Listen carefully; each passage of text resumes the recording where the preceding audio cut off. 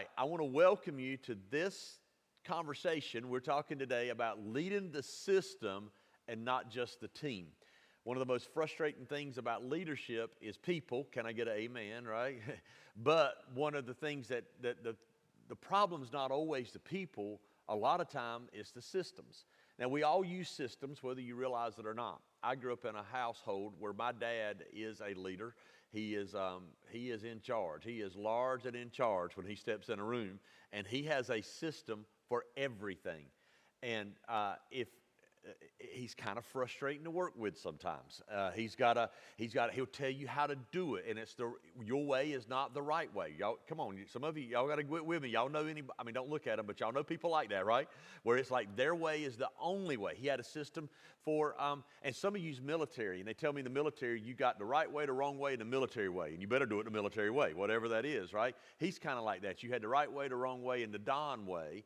Everything. He had a system on how you grill. To this day, I am 50, none of your business. But if we're doing something, he's going to come correct me on how I'm grilling. If he's got a system on how to mow grass. And he will stop you and correct you because he's got the most efficient way. And the truth is, a lot of his ways, I don't think they're as clean now as they used to be, but they were very efficient. They were very effective. They were good systems. But what I learned from him was how to evaluate every system. And so we'd go into a church, and after we'd leave a church, he would debrief it. We'd go into a business. After we'd leave a business, he'd debrief it. And it kind of stuck with me. And I've learned that systems shape everything we do. We all have a system. You have a system right now. I guarantee you, most of you have a system when you get up in the morning and how you organize your mornings and what you do. You put your socks on in the right system, right? You got the way you do your dishes, the way you sort your laundry, the way your whole laundry system is, where your family, if you've got family. You have a system for everything that you do. Systems are a part of everything you do. In fact, fun fact, in case you didn't know this about yourself, you are a system. That's all you are, is a collection of systems. You have a cardiovascular system. You have a pulmonary system. You have a digestive system. You have all these systems that are at work in you right now, even as we're talking, and those systems function together, and when they break down, then we have to go to some medical help and get somebody to assist us. But you are a collection of all those systems that make you, you. Fun fact for those that believe in creation, that God created the whole world. God created the world with systems. If you like, I'm a Christian and I believe the Bible, and the first 6 days, he created a system in the way he organized and created the world. But here's what everybody can agree, even if you don't believe in creation science, the world runs off of systems. The way he sustains the way is seasons and sunlight and rain and the systems. And we interdependent, and we connect, and one animal feeds another animal who is also food to another animal. And this is the way the system of the whole world works. So what is a system? A system is a collection of interdependent parts that are brought together to accomplish a goal. So you should have a fill-in-the-blank outline somewhere. You can fill that in. It is a system of a collection of interdependent parts brought together to accomplish a goal. So let's kind of take that apart. It is a collection. We see systems as a whole, but every system has pieces to it. We're not just digestive systems. Somebody say praise God, right? If that's all you were is digestive system, that would be a problem. That would be redundant and very uncomfortable if that's all you did, right? Thank God you have cardiovascular, you have pulmonary, you have other systems at work. And you are the sum total of that system. But when we look at the system, we don't see the collection. I don't look at you and see, oh, there's digestion. Unless you've got a real problem going on right there today, right? I don't see you and think, oh, there's cardiovascular.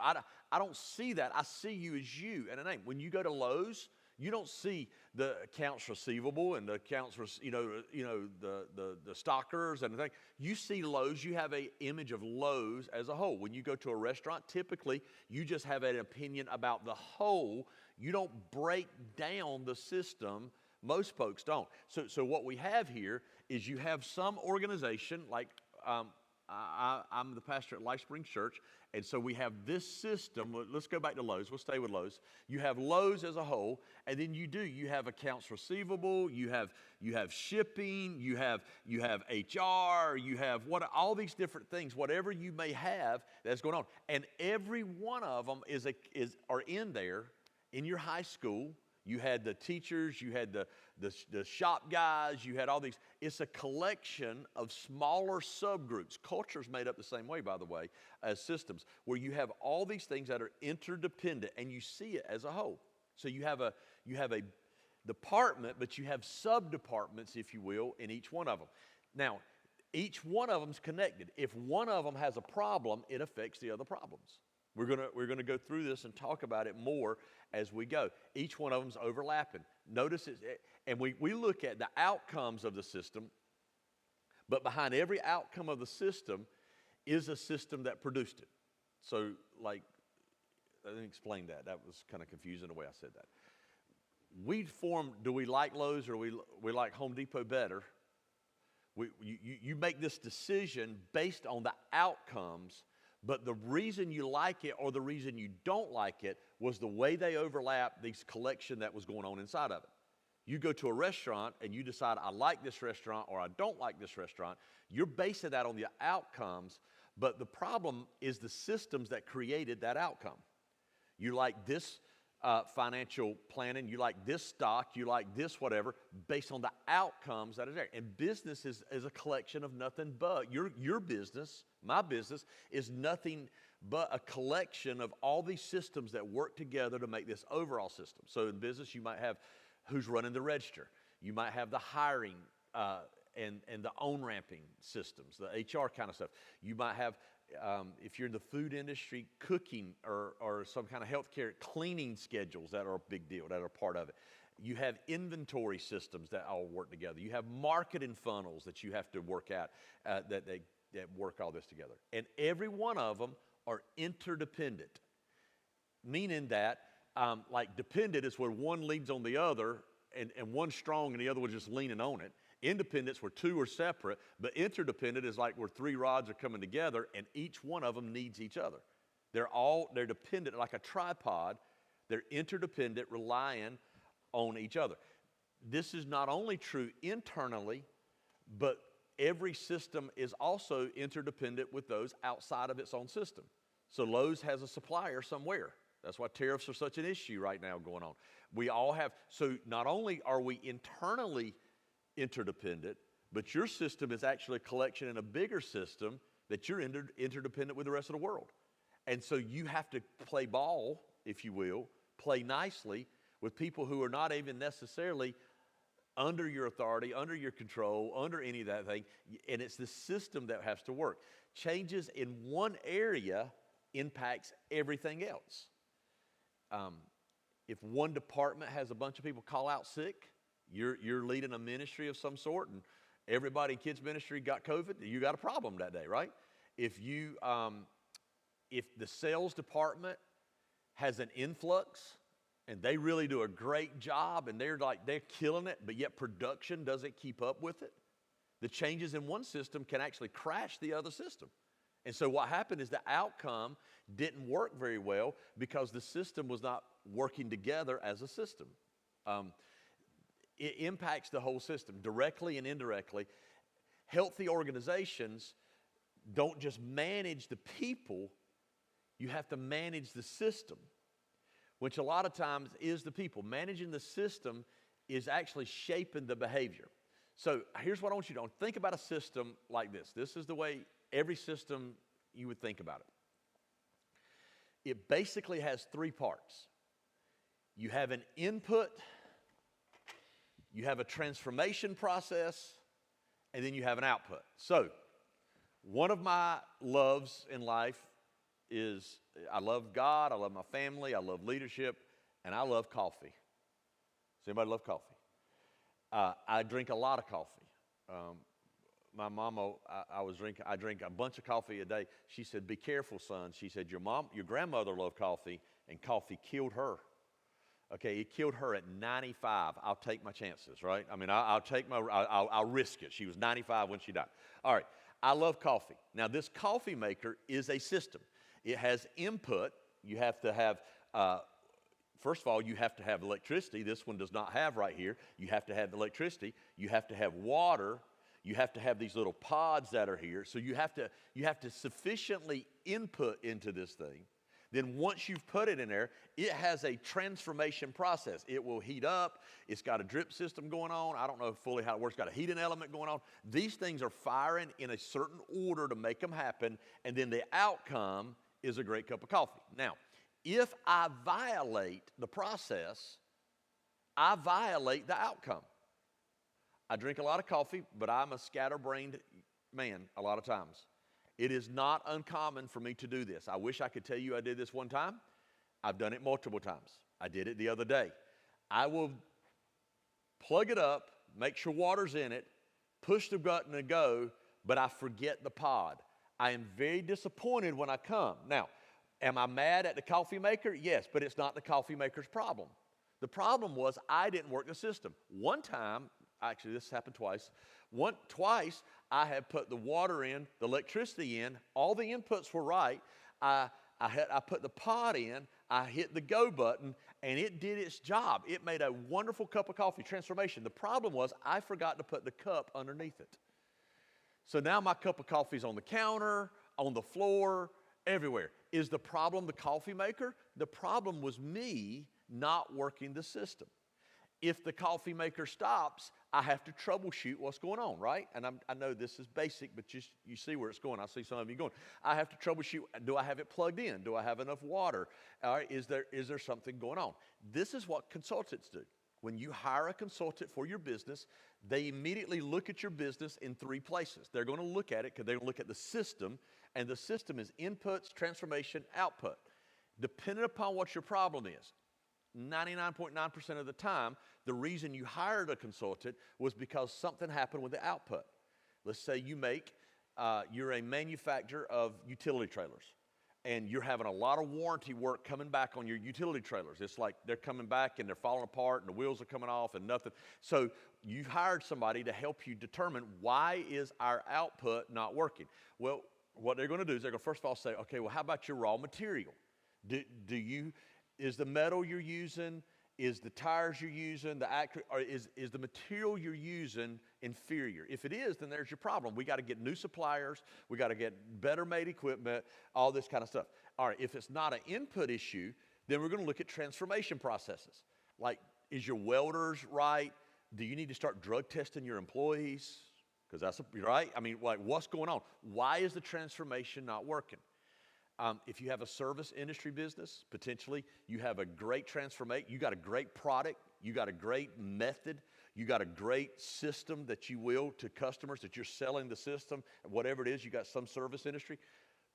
And the customers you have a great help. The problem is you don't have enough input. You need more. So now we're talking about marketing. We're talking about how do we get more to come in? Do we need better salesmen? What do we need to feed the system? Are y'all tracking with me? If it is, nod at me if it's making sense. So you have to think about this whole dynamic that you're going. And if you forget something in the system, so let me rewind. If I make a hot cup of water and forget the pod, or if I make a hot cup of coffee that's on my counter, do I come and yell at the coffee maker? Well, I probably do, but should I? It's not the coffee maker's problem. And a lot of times we're yelling at our team and we're yelling at our employees, and the problem is not necessarily the people, it's the system we've created. The system we have is broke. And sometimes the system, that is a great coffee maker for me. But if roughly 1,000 people come to church on Sunday morning at Life Spring Church, if I'm going to want that coffee maker to provide for 1,000 people, it no longer is sufficient. Sometimes the system we had was very efficient before, but now where you're at and now where your company is at, the way it's going, it doesn't work anymore. The way the world has changed. You no longer can recruit the way you used to recruit. You can't sell the way you used to sell. You can't do it the way you used to do it because some other system changed. The way, again, let's just say you're in a manufacturing kind of thing, and you've got some transformation, and the salesman changed their way, and they're bringing it in. Well, now that can actually break your transformation process because now you can't keep up with the sales that they've got coming in. Is that, y'all tracking? So you have to constantly keep your eye on this. This is not something you can put on cruise control. As the world changes, as prices go up in your market, as people's lives begin to get more complicated in it, what happens in one area will impact every other area. So what we want to have happen is something called synergy. You know that from science. It's when all the coffee thing works great. Plenty of water, plenty of power, plenty of pods, and a great cup of coffee, and the heating element works, and the drip system works, and things. It's now synergy, and then we're getting outputs. When you leave Lowe's, when you leave whatever company you're leaving, the reason you're happy with the output is because the system worked like it's supposed to. And let me tell you what I've learned about people. They will choose a system that works even if the output's not great. I'll prove that to you. Let me prove that to you. Have you ever said to your spouse, honey, I want a great burger. Like I want a really good hamburger, like a really good hamburger. Let's go to McDonald's. Okay, said no one never, right? No one goes to McDonald's because they want a great hamburger, but yet they've sold more hamburgers than anybody in the world. Because when you see that golden arches, right, you have an expectation of this is what it's going to taste like, this is how long it's going to take to get it, and granted, it's not the best burger in the world, and granted, it's going to kill me by the time probably in a month or two, if I eat a bunch of them, and granted, it's going to blow my diet, but it's very consistent, and I know what to do. Nobody goes to Walmart because they want quality products. Said no one ever. We go to Walmart because they've got a system that works. And people, it's very dependable. See, what systems do is they make the outcome predictable. And that's where the leader has to come in. Now, if a system is going to work, though, it has to have movement. Again, same thing with your cardiovascular system, your digestive system. Systems are not static. Stagnation is bad, and you cannot have a system that's static. The system has to constantly have movement. McDonald's depends on selling a bunch of burgers. That's the only way their business model works. Walmart has to have X number of people. That's why when they did those neighborhoods, it didn't work as well, because their system was not built like Dollar General's system. Dollar General has a system. They don't have to have the volume that is there. They can put a store every half mile from each other. That's their system, and it's a dependable kind of thing. Your system, though, has to have movement in order for it to work. So why are leaders essential? Because systems are leadership issues.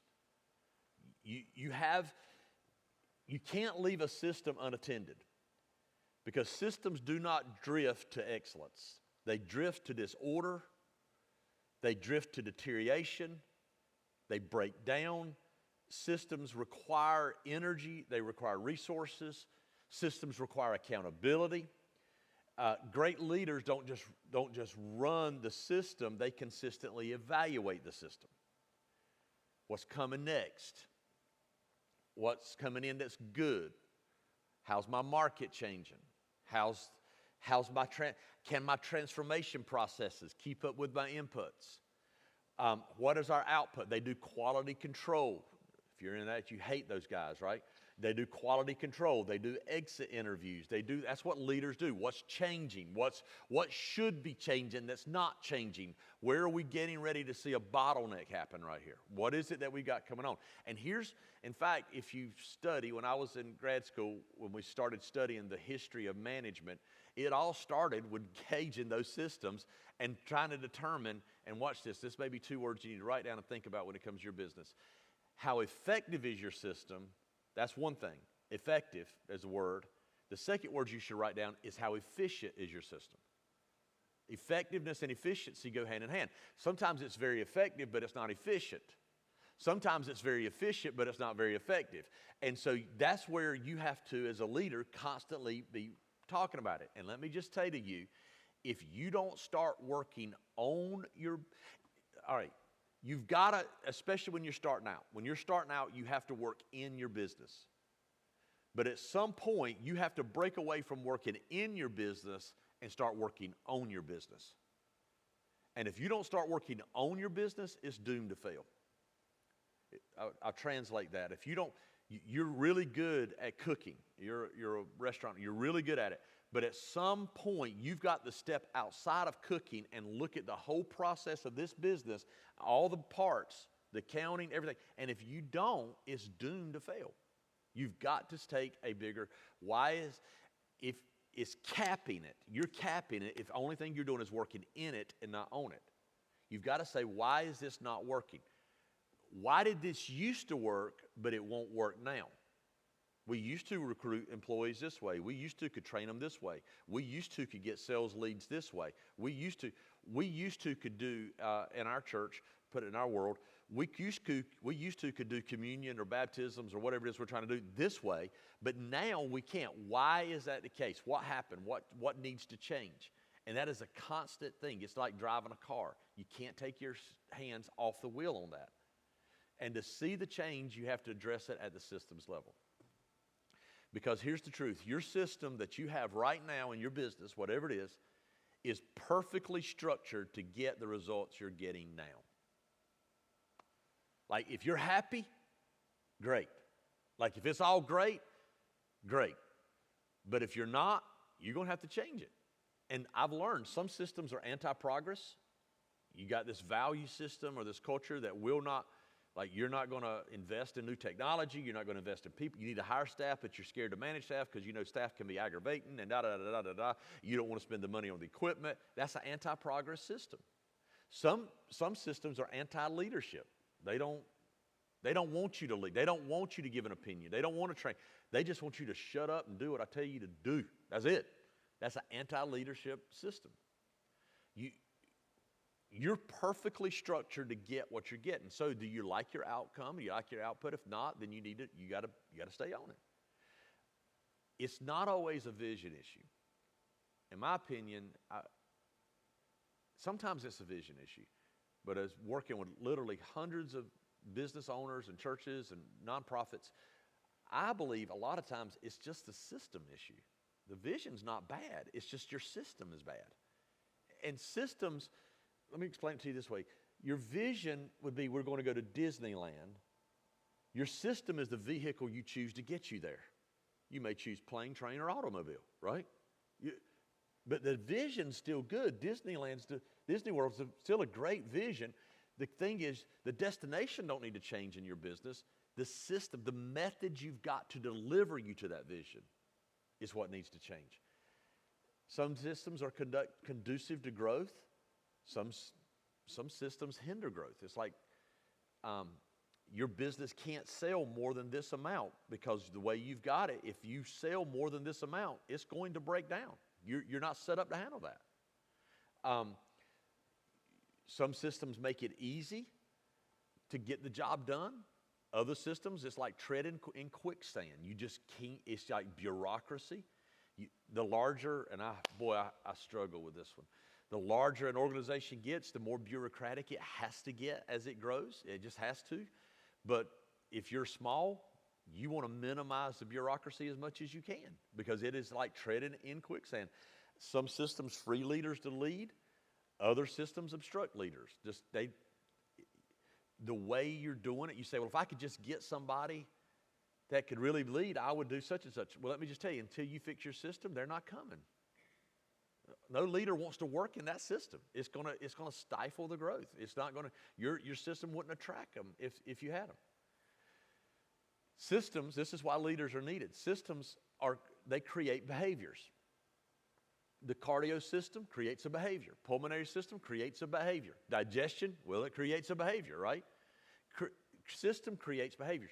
Talk does not create behaviors. Systems create behaviors. And this, in a church setting, a religious setting, this is so frustrating, and I'll tell you why.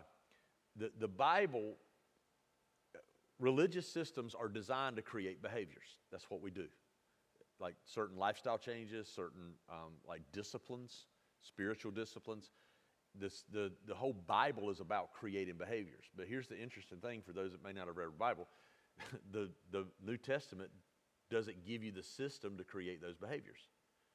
All it does is tell you the behaviors that you're supposed to, as a leader, as a pastor, as a church leader, to help people create. But there's no book of the comprehensive, like there's not a playbook here of systems that you're using in order to create these behaviors. So what you have to do in a volunteer organization is it sometimes feels like you're throwing spaghetti on the wall to see what sticks, right? You're trying to figure out, what can I do that will create the behaviors that the Bible says that we need to have in fully devoted followers of Jesus Christ. And so you're constantly having to take your hand, and that's why leaders are so crucial. What can I do to design systems? I'll give you an example. In our church at Life Springs Church, we know, everybody knows this, not just at our church, everybody knows this, that Christians are to serve. That's what we're to do. That's a non-serving Christian is a contradiction of terms. Like you're supposed to serve as a Christian. How do you get self-centered people to serve? How do you get busy people to serve? How do you get people to get outside and serve? So we had to create systems. One of the things, we've done a lot of things through the years, but one of the things we did is we created a whole month of November called Serve Month. And it's very predictable. Everybody knows when November rolls around, this is what's going to happen. We're going to create opportunities. The sermon's going to be around there. What's going to happen? And so now we have this system that we know. And it has made guess what's going to happen at the end of November? We're going to have served hundreds and thousands of people. The people who did that are going to be blessed. The system we created predictable behaviors. Are y'all understanding? Nod at me if you're understanding this. Very predictive behaviors. You can tell people to be more efficient, but until you create a system of efficiency, it's not going to happen. You can tell people to be collaborative and to talk to their co-workers, but until you create a system, it won't happen.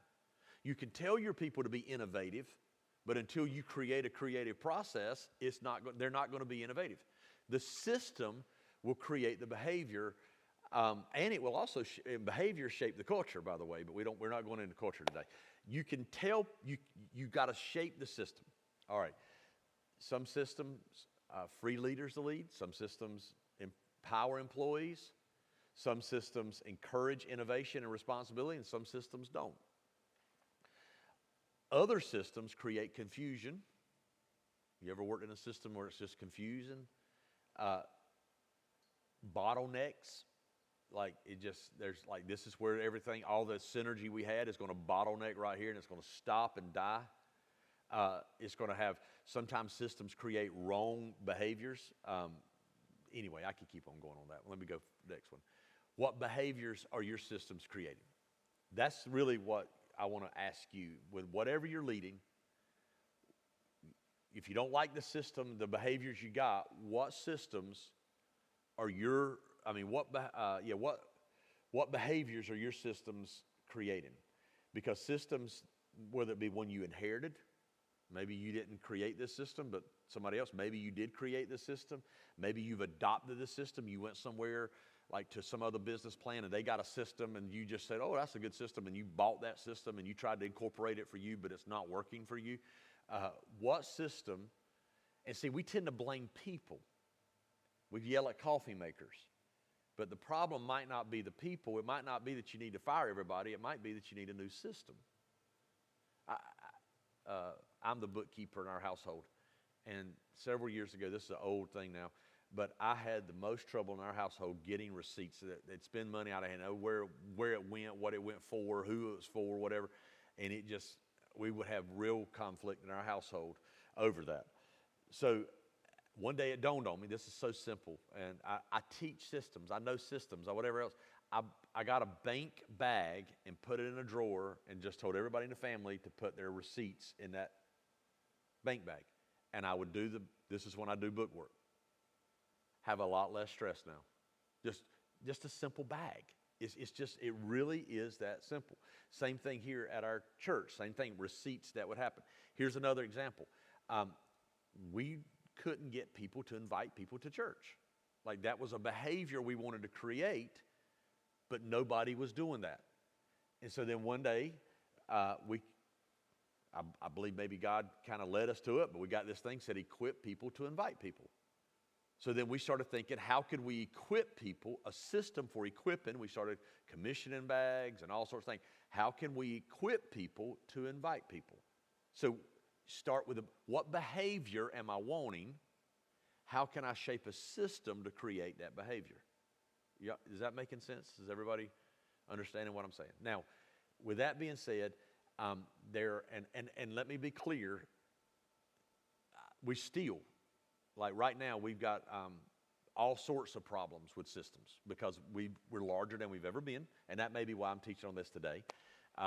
A lot of our systems, we've never had this many employees, we've never had this many outreach events, we've never had this much money, we've never had these many people coming, we've never had this many cars on the parking lot, we've never had this many kids, we've never had this many preschoolers, we've never had all this stuff. And every system we have needs to be evaluated. It needs to be looked at, okay? So every time in the church world, they'll say at every level there's a new devil, right? I think that's true in the business world as well. At every level of revenue, every level of employee, every level of sales, every level there's a new devil. And you have to change your system because what used to work won't work today. Okay, there's 5 levers that you can pull as a leader when you're evaluating this, when you're implementing this new season. Now, there's probably more, but I'm giving you 5 today. 5 levers that you pull whenever you decide this is the system, this is the behavior I'm needed, and I want to create it. Here's 5 levers for you to pull. Number 1, first lever, clear expectations. This is what we want to see happen. This is what we need to see happen. This is the behavior we're going for. Systems need clarity. What's the win? You may want to write that down. What's the win? Who's going to own it? What success looks like when it's done? You may need to have a playbook. Like, this is the playbook we're going to use. No one performs very good when you have fuzzy rules and fuzzy guidelines. It needs to be very clear, because here's what I have learned. What is vague is vulnerable. What is vague is vulnerable. Number 2, second lever, rewards. What you reward gets repeated. If you reward the wrong thing, it's going to get repeated. If you reward the right thing, it'll get done. And so there's lots of ways to do that in business. You can do it with financial incentives, bonuses, commissions, trips, cruises, whatever, competitions. You can do that with, you can reward it in your culture, like at staff meetings, and create, employee of the month, parking, I don't know, whatever. There's lots of ways to reward. People lean into whatever's reinforced. But I'm talking to business leaders today, and that's who my audience is. I think business leaders immediately think rewards financial. But let me just tell you, and this is not just me talking. I can give you research on this. Don't overlook intrinsic rewards. When people feel better about themselves for doing something, that is more powerful. I read early on in the ministry, I read this book, and it was talking to pastors, and it said, please understand, people don't do things because it makes sense. If they did, here's what he said in this book years ago. He said, if people did things that won't make sense, alcoholics wouldn't take their last bit of money and buy alcohol instead of food for their children. Nightclubs would not stay open past 10 o'clock because that makes no sense. I mean, there's no reason for you to be out drinking past 10 o'clock, right? And women wouldn't wear high heels because there's no sense in that. It's going to hurt. It's just not there. But why do nightclubs stay open past 10 o'clock, and why do alcoholics take and buy bread, alcohol instead of bread? Why do women wear high heels? Because they want to. It's really that simple. They don't do it because it makes sense. They do it because they want to. There's something in them, endorphins get released or whatever from this. I think business owners would do good to attach what they're doing to a bigger picture other than just financial gain. Most people will volunteer and do all sorts of things when you can attach it to some sort of intrinsic reward. I want to say one more thing before I go to the next one. You got to be very careful too, and I do this if you're not careful, you will reward wrong behavior. Don't promote somebody who's toxic, because I'm telling you it will backfire on you. Be careful what you unintentionally reward the wrong thing. Let me give you a third lever, is consequences. And when we hear consequences, we think immediately negative. It certainly includes negative, but it's also positive. Like you tell your team, if we get this new system going, here's the good thing that's going to happen. Because here's the truth. You have to inspect what you're going to expect. You have to inspect what you expect. If there's no accountability, the system's going to break down. And inconsistency kills. If you threaten, you have to follow through. If you say, if you do this again, you're going to get wrote up, you have to write up. If not, you lose credibility.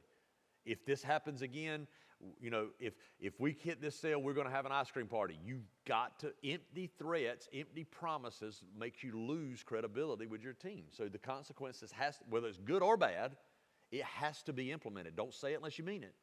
But when you say it, you've got to follow through on it. Okay, number fourth lever, communication. Everything happens in or because of a conversation all the time. What you say, the way you say it, where you say it, when you say it, the circumstances you say it, it shapes this performance culture that you're maybe wanting to have or whatever. And you have to consistently evaluate, consistently debrief. I am a huge proponent of debriefing communication. Everything, you need to sit down with your team every so often. What's working? What's not working? They see things you don't see. You will find what systems are not working if you do that.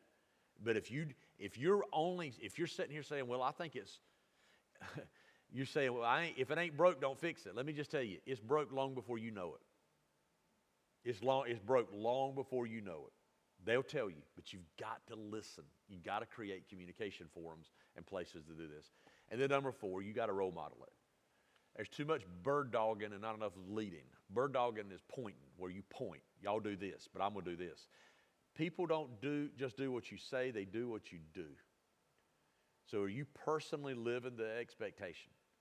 If you want people to, put their receipts, then you do that. If you want people to show up on time, then you do that. If you want people to conserve and not waste, you need to do that. If you want people to serve, then you need to serve. If you want people to invite, then you invite. If you want people to respect time off and have a work-life balance, then you need to have a work-life balance, right? A lot of times people can't hear what you're saying because what you're doing is screaming at them so loud.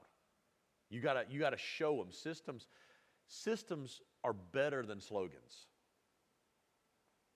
Your system is more influence over you than any mission statement you got on the wall. And I'm going to say vision without systems is just called a wish list. That's all it is.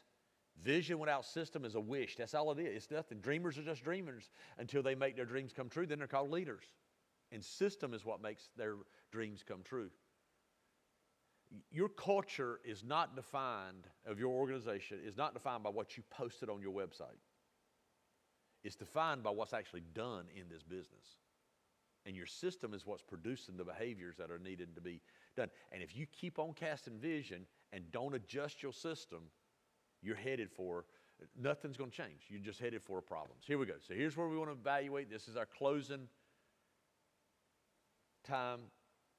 What's one system in your business, your area of leadership, that's unintentionally producing the wrong behavior?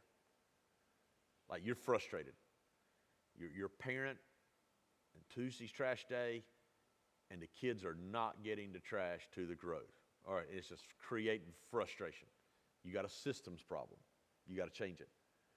What's one adjustment you can make this week to get that system change? If you only work in your business and never own your business, it's going to plateau. If you're going to lead forward, you're going to have to lead with systems at a systems level. All right, you guys understand? Thanks a lot.